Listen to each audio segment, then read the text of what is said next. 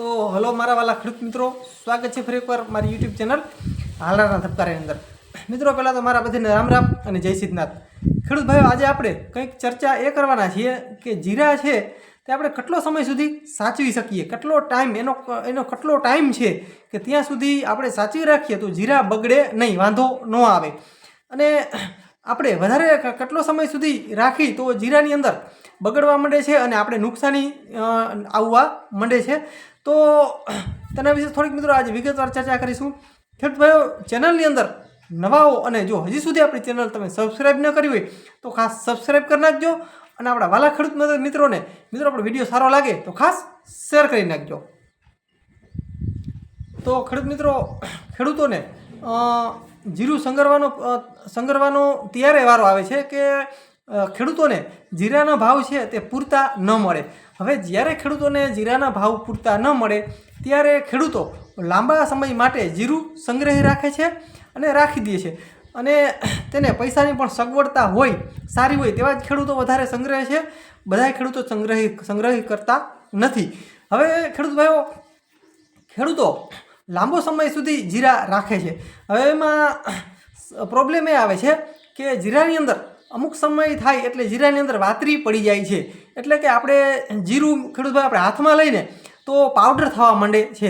હવે જેટલો જીરાની અંદર જેટલો જે પાવડર થાય છે ને એટલું ખેડૂતોને નુકસાન આવે છે, એટલે કે તેની અંદર વાતરી પડી જાય છે અને જે જીરું છે તે કાતરી નાખે છે ઉપરથી। હવે આપણે આમ હાથમાં લેશું ને જીરું, અમુક સમય વધારે જૂનું થાય જીરું એટલે આપણે હાથમાં લઈને એટલે પાવડર મિત્રો આવે છે, હાથમાં આપણે પાવડર આવે છે।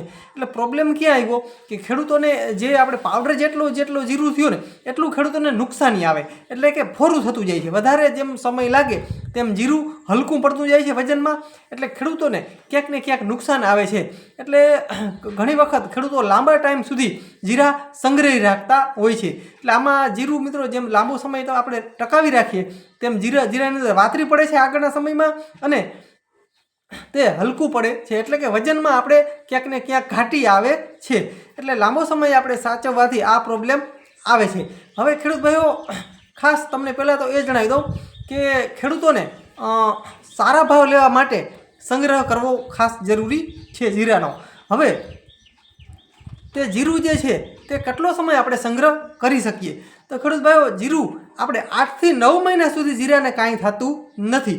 જીરું આપણે 8-9 મહિના સુધી રાખીને આપણે સંગ્રહી રાખીને ત્યાં સુધી કાંઈ પ્રોબ્લેમ આવતો નથી।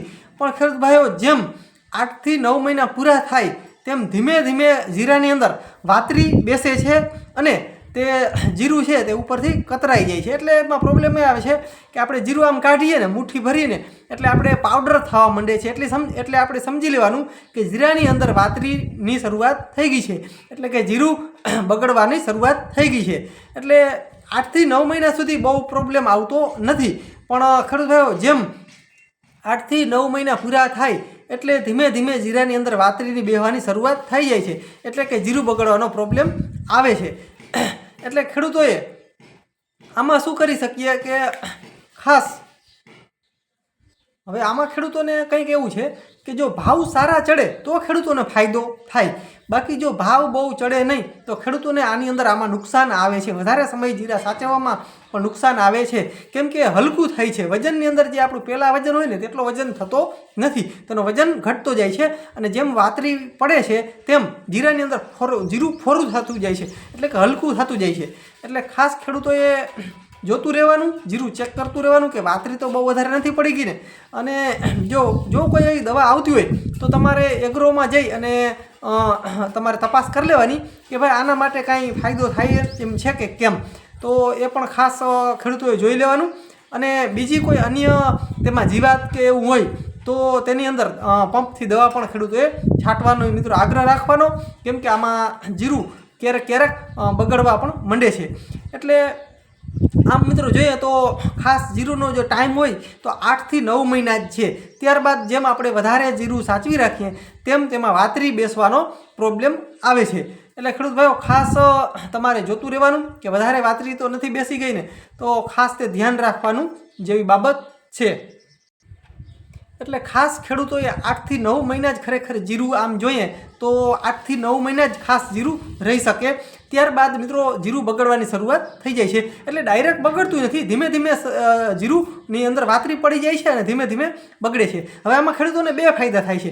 જો ભાવ ચડે તો ફાયદો પણ થાય અને જો ભાવ ન ચડે તો નુકસાનીનો પણ વારો આવી શકે. કેમ કે આ જીરું છે તે હલકું થતું જાય છે, એટલે કે ફોરું થતું જાય છે. દિવસે ને દિવસે તેની અંદર વાતરી જો વધારે વધતી જાય તો તેનો પાવડર થઈ જાય છે જીરું છેલ્લે. એટલે જેટલો પાવડર થાય એટલો ખેડૂતોને નુકસાની આવે છે. એટલે આમાં ફાયદો પણ છે અને નુકસાન પણ છે. એટલે ખેડૂત ભાઈઓએ ખાસ ચેક પણ કરતું રહેવું. જીરાની અંદર વધારે વાતરી બેસી જતી હોય એવું થતું હોય તો વેચી પણ નાખવું જરૂરી છે. તો મિત્રો આજના વિડીયો અંદર બસ ખાસ આટલું જ હતું કે આપણે જીરુંની અંદર કેટલો સમય સાચવી શકાય. તો મિત્રો ખરેખર જો યોગ્ય ટાઈમ છે તે આટલો જ છે, 8-9 મહિના પૂરતો જ છે. ત્યારબાદ મિત્રો જે શરૂઆતમાં જે આપણે જીરું હાર્વેસ્ટિંગ કર્યું હોય એ ટાઈપનું જીરું રહેતું નથી. એટલે કે પાવડર રૂપમાં થતું જાય છે, ઉપર અંદરથી જીરામાંથી પાવડર નીકળે છે. એટલે 7 થી 8 મહિના સુધી જીરું સારું રહે છે. ત્યારબાદ ધીમે ધીમે જીરું બગડવાની શરૂઆત થઈ જાય છે. એટલે ઘણા ખેડૂતો તો લાંબા સમય સુધી સાચવતા હોય છે, પણ જો તેને ભાવ ચડે તો જ ફાયદો થાય છે, બાકી ભાવ ન ચડે તો તેને નુકસાનીનો વારો આવે છે. તો મિત્રો વિડીયો કેવો લાગ્યો? મિત્રો વિડીયો સારો લાગ્યો તો ખાસ આપણા વાલા ખેડૂત મિત્રોને શેર કરી નાખજો. બસ વિડીયોની અંદર આટલું જ હતું. જય સિદ્ધનાથ મિત્રો, મહાદેવ. મળીએ આગલા વિડીયોમાં. ત્યાં સુધી રજા આપશો.